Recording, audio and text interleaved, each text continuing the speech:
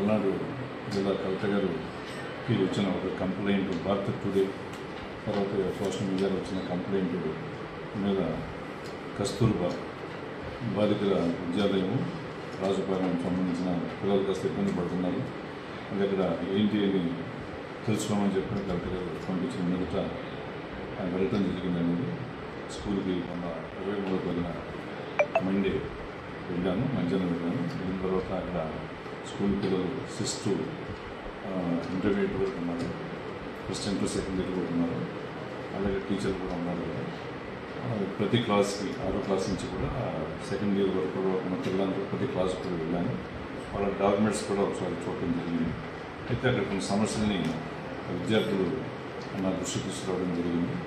అవన్నీ కూడా నోట్ చేసుకునే కలెక్టర్ గారికి పంపడం జరిగింది. ప్రధానంగా వచ్చిన సమస్యలు ఏంటంటే ఫస్ట్ ఇంటర్ సెకండ్ ఇంటర్ పిల్లలు అక్కడ 62 మంది ఉన్నారు. First year 39 members, second year 23 members. అయితే అక్కడ ఒకటే అదే క్లాస్ రూమ్, నిద్రపోవడానికి కూడా అదే క్లాస్ రూమ్. దానివల్ల కొంచెం ఇబ్బంది పడుతున్నారు ఆడపిల్లలు.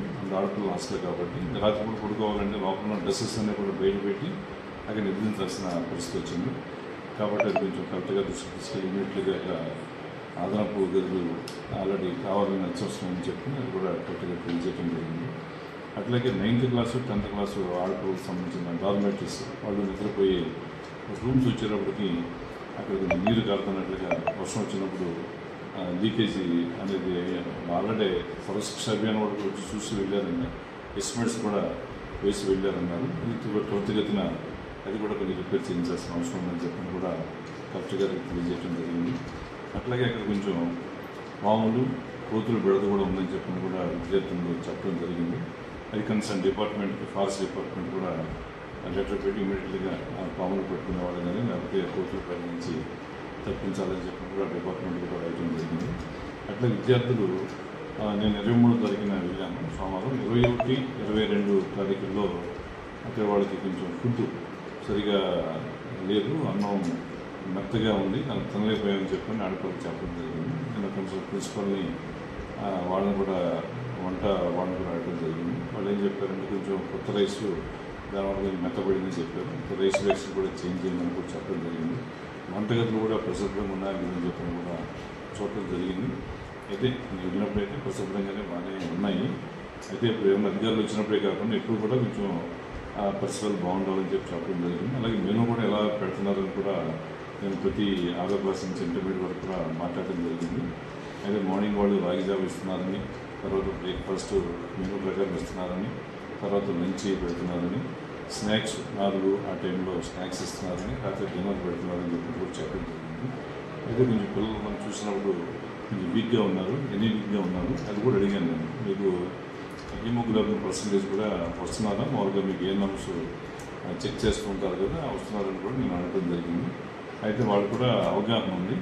కొంతమంది ఒక అమ్మాయి మాత్రం ఒక 10 ఆ లెవెల్లో ఉందని చెప్పండి హెచ్బి, మిగతా వాళ్ళందరూ కూడా 11 అబోవ్ ఉందన్నారు. ఎందుకు నాడపిల్లకి అసలు ఉండకూడదు కాబట్టి అది కూడా చిక్కీలు తర్వాత బెల్లంతో చేసిన అది కూడా ఇస్తున్నామని చెప్పారు. పిల్లలు కూడా మేము తింటున్నామని చెప్తున్నారు.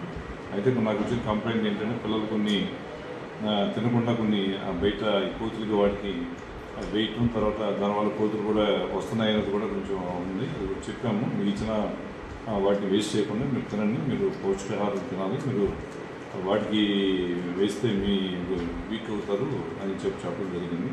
ఇంకో కంప్లైంట్ కూడా నాకు చెప్పడం ఏంటంటే పిల్లలు యాక్చువల్గా 9:30కి పడుకోబెడతారంట.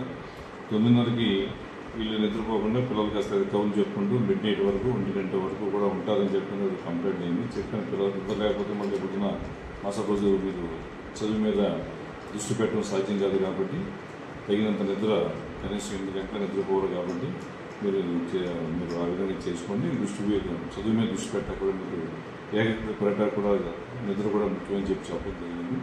ఆ విధంగా కూడా పిల్లలు ఆడపిల్లలకి మంచి అవకాశాలు ఉన్నాయి కాబట్టి మంచి రిజర్వేషన్ కానీ తర్వాత చదువులో కూడా మీరు మగపిల్లల కన్నా కూడా బాగా ఈ మధ్య రాణిస్తున్నారు కాబట్టి మీరు ఎక్కడ కూడా ఎటువంటి గవర్నమెంట్ ఇచ్చే అన్నీ కూడా మీరు పూర్తిగా వినియోగించుకోవాలి. మీకు ఏదైనా ఇబ్బందులు వచ్చినప్పుడు మీ తల్లిదండ్రులకు చెప్పొచ్చు, లేకపోతే అధికారులు వచ్చినప్పుడు కూడా చెప్పొచ్చు.